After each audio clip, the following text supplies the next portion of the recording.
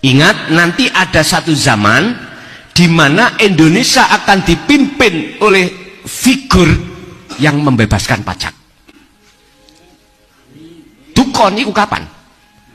Ada 4 visi dan misi beliau. Pertama,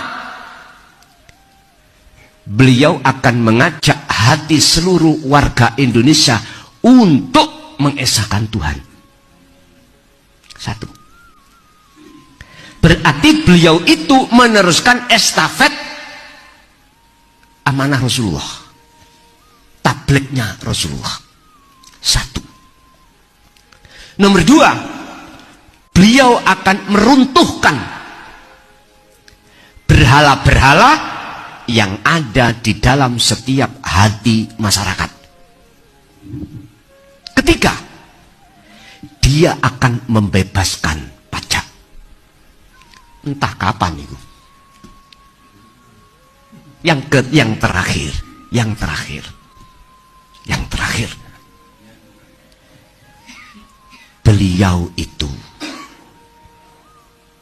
diburu Dajjal Sunda untuk dibunuh, dan itu badannya gemetar.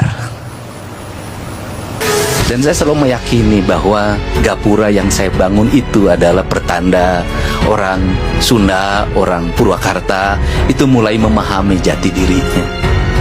Bangunan-bangunan yang disusun itu pertanda bahwa setiap orang harus kembali pada jati dirinya. Dan semua orang, dan waktu itu kalau nama dengar ajaran wiwitan, Sunda wiwitan, maka akan ada lahir gelombang kebencian, pemusyrikan, dan pemurtadan.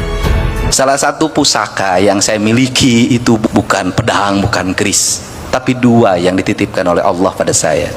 1, ibu saya almarhum, di mana saya selalu malam-malam kalau kesulitan maka saya berziarah. Yang kedua adalah Aula.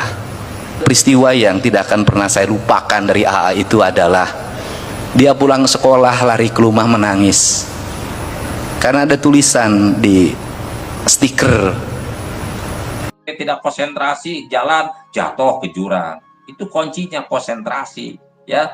Makanya sholat ini diperlukan konsentrasinya itu untuk menuju kehusuan. Nah, yang keduanya gerak, ya harus gerak.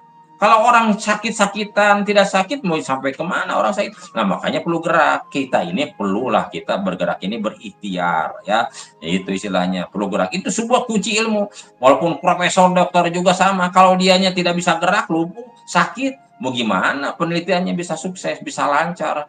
Itu istilahnya. Kita juga sekolah kalau tidak istilahnya tidak gerak, tidak jalan, tidak ke sekolah, atau karena kita sakit tidak bisa jalan, mau gimana? Semua. Makanya kunci ilmu itu ada 2. Pertama konsentrasi, yang kedua gerak. Nah, ini tuh diajarkan oleh Rasulullah. Makanya Rasulullah istilahnya selalu diajarkan istilahnya dengan gerak cara sholat, yang kedua dengan berdoa, berzikir dengan cara fokus, dengan cara khusyuk, dengan cara konsentrasi. Makanya doanya dikabul.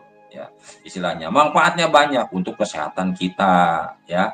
Nah, gitu istilahnya. Bisa nolong orang lain. Itu perlu konsentrasi. Jadi kunci ilmu itu 2. Nah, makanya tadi istilahnya kenapa meditasi itu banyak sekali manfaatnya. Ya, banyak sekali manfaatnya. Kalau kita ingin mengetahui jati diri kita, bisa menembus kalam itu harus punya konsentrasi kuat. Makanya Rasulullah melatih konsentrasi itu di mana? Ya di guha. Ya konsentrasi, dia diam diri di sana tuh tujuannya untuk apa? Berdiam diri, dia itu dalam hatinya yang dipikirkan itu hanya Allah. Ya. Makanya beda walaupun gimana. Makanya saya memahami dalam keilmuan. Makanya kenapa saya istilahnya bisa memahami keilmuan orang-orang yang bisa begini begitu, saya paham sebetulnya. Ya, saya bisa paham betul gitu ya istilahnya. Kenapa? Ya karena saya dididik orang gaib caranya begitu. Ya, caranya. Nah, cuma ya istilahnya ya orang-orang sekarang ya itulah malas ya. Makanya jadi spiritual lah ya, yang betul-betul jadi spiritual. Saya yakin kalau udah spiritual yang tadi dikerjakan, nah, menurut saya ya kita hidup tenang, tidak ada kedengkian, tidak ada ya istilahnya. Karena apa? Ya kitanya udah terlatih bahwa kita ini untuk biar kita tenang, biar kita sholat betul-betul kita menghadap Allah itu ya harus terlatih dulu dengan cara-cara kita fokus, cara-cara kita konsentrasi. Kalau kitanya sholat tidak biasa konsentrasi, ingatnya kena hutang atau ingat kemana-mana gitu, bacaan-bacaan, bibir-bibir, gerakan-gerakan, tapi pikiran kemana? Nah ini karena kita kurang konsentrasi, ya gitu. Apalagi kalau orang-orang mempelajari ilmu gaib ini penting sekali konsentrasi ini, ya gitu. Begitu Mas Surya. Oke, nah kalau secara ilmu-ilmu ruhani ya, yaitu tahapan-tahapan kita mengenal Allah Subhanahu wa taala, mengenal diri kita ya. Karena kita apa ya bahasanya itu kenalilah dirimu sendiri maka kamu akan mengenali Tuhanmu, kan ada ya apa seperti apa, lupa saya ya apa kata-katanya itu. Nah, dalam kita ini juga banyak juga ya kalau kita bukan mengoreksi, artinya supaya kita dalam berspiritual baik itu secara torekoh, hakikat torekoh makrifat ini yang sesuai dengan yang Nabi ajarkan ya. Ini kan kemarin juga ada yang gara-gara torekoh gitu ya, sehingga menjadi cabul karena harus cari berkah. Nah ini jadi apa ya, sekarang ini memang bolak-baliknya zaman itu betul banget apa yang dikatakan oleh Prabu Joyoboyo ini ya, sangat luar biasa nih. Prabu Joyoboyo mengatakan dengan kondisi zaman, yakin kita ini adalah sebagaimana pelaku zaman itu, zaman yang dimana Prabu Joyoboyo ini mengatakan kita nih yang sudah sampai zamannya, zaman Prabu Joyoboyo, bolak-baliknya zaman. Nah, terkait dengan sholat daim itu, sholat itu seperti apa nih? Apakah kita perlu dengan sholat secara raga atau cukup sholat daim ini? Ini untuk orang-orang yang semakin tinggi ilmunya, marifatnya ini, malah kadang ada yang nggak puasa, ada yang nggak sholat. Ini seperti apa ini sebenarnya nih? Maksudnya yang sesungguhnya ini loh. Saya juga kadang ya bingung ya, heran. Dzikir wirid itu adalah torekat, ya torekat itu ya salah satunya termasuk torekat. Karena orang-orang torekat itu pasti ada amal-amalan, dikir-dikir, wirid-wirid yang dibaca. Ya, kalau sholat kan udah jelas tuntunannya, ya sholat sunat, ya sholat atau sholat wajib. Jadi jelas, kalau saya yakin kalau betul dia rajin sholatnya, sunat-sunatnya juga kerjakan semua ya, apa syariatnya kuat, saya yakin dengan diri dikin mau datang jin juga pasti pertama ketarik tuh jin, karena yang paling dekat pasti ada yang menghalangi, yang membantu biar jangan jin ini menyakiti atau mendatangi begitu. Jadi betul-betul nanti yang datang itu istilahnya petunjuk-petunjuk yang dari Allah. Nah itu syaratnya ya. Makanya hati-hati orang-orang yang jarang sholat, tahu-tahu banyak dzikir, wirid, saya jamin itu dari jin ya. Ya, kenapa? Jadi ini sudah pengalaman ya, udah ngobatin orang itu udah banyak ya, dari yang stres ya, banyak-banyak yang istilahnya efek-efek dari wirid, dari dzikir. Begitu Mas Surya.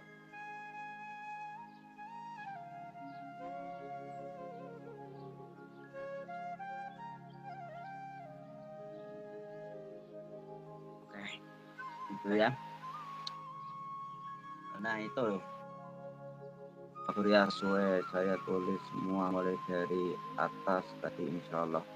Satria, oke siap ya untuk Satria, mantap. Masih hadir nggak nih monitor FF? Ya itu ya, namanya juga memang kalau kita apa ya belajar terkait dengan mencapai tingkat marifat ini, apakah memang benar-benar sulit dan benar-benar hati-hati dengan apa nih Pak Ustadz nih? Maksudnya kita sampai mencapai kemarifatan itu. Ya. Memang susah Mas ya. Menurut saya tuh marifat itu kan mau marifatu jin, marifati ruh, apalagi marifatullah ya. Itu jelas-jelas susah, ya susah. Menurut saya itu mustahil lah kalau orang syariatnya tidak jelas, ya tidak dikerjakan yang betul-betul syariatnya, hakikatnya juga tidak betul-betul dengan cara-cara yang diajarkan oleh agama, ya. Maksudnya itu yang agama itu ya istilahnya kalau bahasa mereka ini mungkin harus punya guru mursyid kan begitu. Ya. Yang keduanya juga hakikatnya itu dia itu istilahnya tujuannya apa hakikatnya dia banyak berzikir waktu apakah hakikatnya dia itu karena pingin sesuatu atau apa itu yang juga bisa terjerumus juga jadi bukan ngebersihin hati ya malah akan terkotori otomatis mau marifat gimana sedangkan pingin marifat alam gitu harus dengan kebersihan hati ya kebersihan hati sebening yang tadi mau Surya bilang tentang keterangan Imam Ghazali ya istilahnya makanya Imam Ghazali begitu teliti begitu istilahnya apik dalam bahasa syariatnya torekatnya hakikatnya makanya dia mencapai tingkatan marifatullah karena apa dengan perjalanan begitu makanya dia bisa komunikasi dengan sampai mengarang kitab Ihya Ulumuddin kalau memang ini bermanfaat untuk manusia sampai dia mengarang kitabnya di guha yang gelap sampai tangannya bisa menyala. Nah itu karena apa? Ya kebelah tingkatan marifat. Karena udah marifat ini dia udah mengetahui bahwa istilahnya Allah ini selalu mengabulkan apa doa-doanya. Ya makanya tingkatannya udah sampai kepada para wali-wali Allah kan begitu Mas Surya. Jadi kita harus hati-hati lah ya. Nah gitu. Nggak gampang menurut saya marifat ini hanya ceritanya itu banyak di youtuber ya apa penceramah ya saya cek ya itu hanya teori-teori saja apalagi sekarang banyak lah ya istilahnya gitu banyak sekali kelihatannya benar apa pemahamannya luas tapi kan kalau hanya cangkangnya saja luarnya saja dia sendiri itu ngambang Pak Surya saya yakin ngambang kalau dia dikasih ujian sedikit masalah ekonomi atau masalah rumah tangga pasti goyah ya karena apa? Ya tidak diuji dulu, ya. Tidak diuji dulu. Itu hanya tahu dari apa dari proses-proses dia belajar aja gitu. Ya.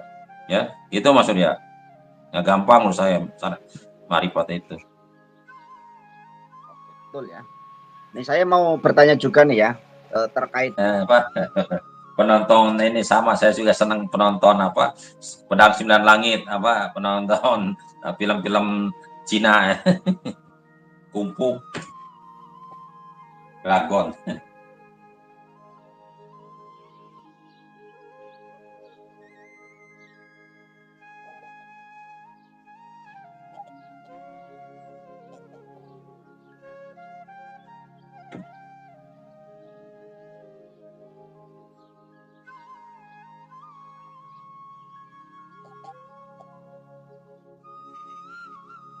ya semuanya kayaknya ya krisis moral ya contohnya udah banyak lah pemuka-pemuka agama yang bermoral bajingan begitu ya bejat ya yang kedua juga ya, krisis ekonomi ya ekonomi kita juga ya kasihan lah banyak-banyak yang di PHK banyak-banyak ya pedagang-pedagang bangkrut gitu. Banyak-banyak orang-orang yang usahanya hancur lah ya jadi itu jelas ekonomi lah kalau di masyarakat terasa sekali gitu ketiganya ya krisisnya krisis apa ya ya krisis kebudayaan juga ya, krisis agama lah ya krisis kebudayaan gitu istilahnya budaya kita itu udah hilang makanya anak-anak Gen Z sekarang bahasanya gitu kan ngeri-ngeri gitu ya kalau kita ya kritiknya halus tapi kalau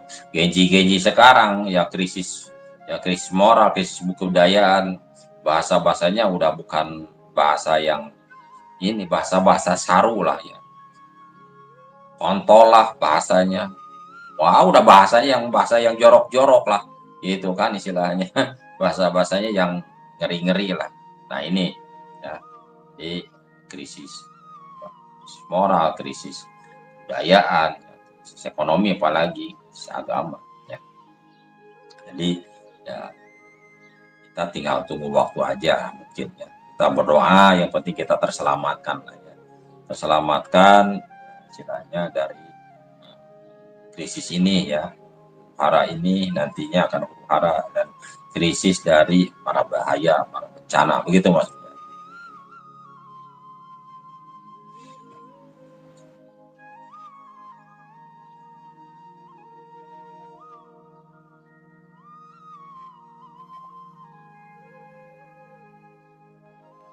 Rajin ya, betul. Sama lah ya. Saya juga sering nonton Dragon.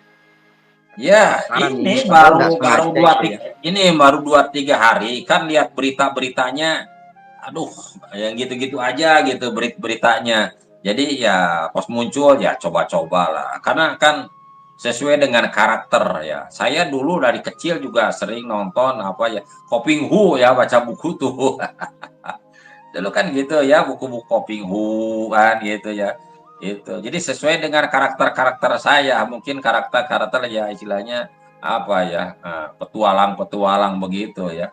Karakter-karakter apa, seneng-seneng kayak gaya-gayaan, pendekar-pendekaran kan begitu. Gitu. Hmm. Jadi nggak melankolis lah. Jadi harus disesuaikan dengan penampilan. Oh, wajahnya wajah perang ya, ya minimal ya harus apa istilahnya, karakternya karakter pendekar kan begitu ya. Ya kalau ya karakter melankolis kan sayang, orang-orang yang luwes-luwes gitu kan, masa harus berkelahi ya, harus ribut. Beda dengan saya ya gitu. Oh iya, saya dulu waktu kecil ya pendekar awan dan angin itu ya, yang punya pedang ini dulu itu. Iya. Cina, saya suka itu. Ya inilah ya, biar nggak sepanang hidup. Nah, ini ya, untuk satria pining itu tuh ini belum di ini ya. Kalau Mencolo Putra Mencolo Putri, apakah memang satria pining itu secara ini berubah wujud menjadi putri terus berubah menjadi Mencolo Putra, atau itu karakternya itu aja, artinya karakter seorang wanita yaitu mungkin ya penyayang lah bahasanya itu, dengan perasaan, atau seperti apa nih dalam arti Mencolo Putra Mencolo Putri, apa namanya, artinya itu seperti apa nih?